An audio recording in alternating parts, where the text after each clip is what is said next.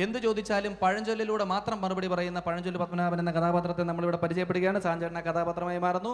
പഴഞ്ചൊല്ലുകൾ മാത്രം കൊണ്ട് മറുപടി പറയുന്ന മനുഷ്യൻ. നമസ്കാരം ചേട്ടാ. നമസ്കാരം. എന്റെ പേര് ഉണ്ണി. ഉണ്ണിയെ കാണുമ്പോൾ അറിയാടാ ഊരിലെ പഞ്ഞം. ഞാനിവിടെ വന്നതേ നാളെ വാരി വെക്കുമ്പോൾ അറിയാതെ ഒന്നിനല്ല രണ്ടിനല്ല ഡേഷനാണെന്ന്. എനിക്കിവിടെ ഇരിക്കാനായിട്ട്. നീ ഇരുന്നോ, പക്ഷെ ഇരുന്നണം കുടിക്കരുത്, നനഞ്ഞണം മാന്തരുത്, തോളത്തിരുന്ന ദൈവത്താണ് എന്റെ ചെവി തിന്നത്. ചേട്ടൻ എന്ത് ചോദിച്ചാലും പഴഞ്ചൊല്ലാണ്. പഴഞ്ചൊല്ലി പതിരില്ല മോനെ. പഴഞ്ചൊല്ലി പഴമില്ല. പഴവും പപ്പടവും പായസവും അല്ല, പഴഞ്ചൊല്ലി പതിരില്ല. എന്താ ചേട്ടന്റെ പേര്? പാലം കടക്കോളം നാരായണൻ, പാലം കടന്നപ്പോ കൂരായണൻ. മനസ്സിലായില്ല. എന്റെ പേര് നാരായണൻ, ഭാര്യ വിളിക്കണത് കൂരായണൻ. അപ്പൊ കല്യാണം കഴിച്ചതാണോ? ഒരു വെടിക്ക് രണ്ട് പക്ഷി. രണ്ട് കല്യാണം കഴിച്ചോ?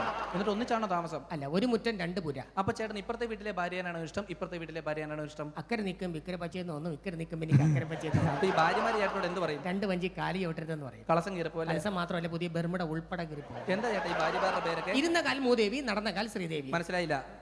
ഇരുന്ന കാലം മൂദേവി, നടന്ന കാൽ ശ്രീദേവി. ഈ മൂദേവി ചേച്ചി എങ്ങനെയാള്? ചങ്കെടുത്ത് കാണിച്ചാലും ചെമ്പരത്തി പൂവെന്ന് പറയുള്ളടാ. അയ്യോ, ഒന്ന് ഞാൻ കേട്ടത് പാവാന്നാണല്ലോ. വണ്ടിയോട് എടുക്കണം മാങ്ങാട പുളിയറിയണം. അപ്പൊ ചേട്ടൻ അടുത്തിട്ടുണ്ടല്ലേ. ഈ ശ്രീദേവി ചേച്ചിയെ പുറത്ത് കാണുന്നില്ലല്ലോ. പൊന്നൊരുക്കുന്നിടത്ത് പൂച്ചക്കെന്താടാ കാര്യം? ഒന്ന് കാണാൻ വേണ്ടിയാട്ടോ. പാവപ്പെട്ടവൻ നേരം കിട്ടിയത് പണക്കാരൻ തട്ടിക്കൊണ്ട് ഒന്ന് വിളിക്കട്ടെ. പുള്ളിക്കാരത്തി എന്താ പുറത്തേക്ക് വരാത്തത്? പണ്ടേ ദുർബല പിന്നെ ഗർഭിണി.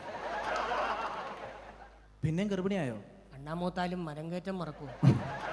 ചേട്ടൻ അത്ര വലിയ അണ്ണാനാന്നൊന്നും പറയണ്ട. ശ്രീദേവി ചേച്ചി ഗർഭിണിയായി സമ്മതിച്ചു. പക്ഷെ ഇപ്പുറത്തെ വീട്ടിലെ മൂദേവി ഗർഭിണിയായില്ലല്ലോ. ചാഞ്ഞമരത്തിലല്ലേടാ ഓടിക്കയറാൻ പറ്റുള്ളൂ.